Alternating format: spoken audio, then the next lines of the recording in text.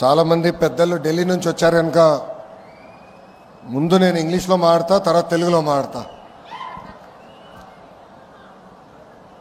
గౌరవనీయులు సుమంత్ సిన్హా గారు, CEO chairman renew, గౌరవనీయులు బలరాం మెహతా గారు, CEO రెన్యూ ఎనర్జీ, గౌరవనీయులు స్థానిక శాసనసభ్యులు గుమ్మనూరు జయరాం గారు, గౌరవనీయులు జిల్లా కలెక్టర్ డాక్టర్ వి వినోద్ గారు, గౌరవనీయులు MD నెట్క్యాప్ కమలాకర్ బాబు గారు.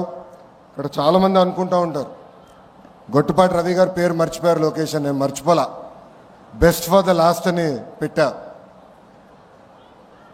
మన ప్రాంతంలో గొట్టుపాటి రవి గారు అంతా తెలుసుండకపోవచ్చు, కానీ రవాణా గురించి ఒక మాట చెప్పాలి.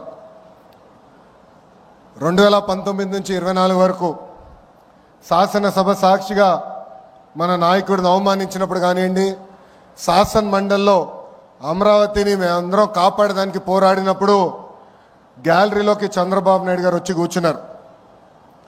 అక్కడ కావాలని ఆనాటి పాలకులు వాళ్ళ శాసనసభ్యులు పంపించి చంద్రబాబు నాయుడు గారిని ఎగతాళి చేయండి, ఎక్కలు చేయండి అని చెప్పారు.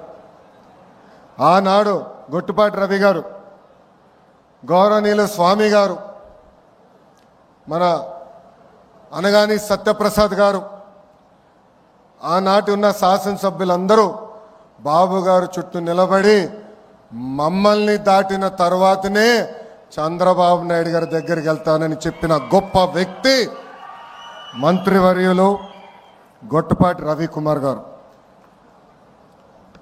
A very good morning to everyone gathered here.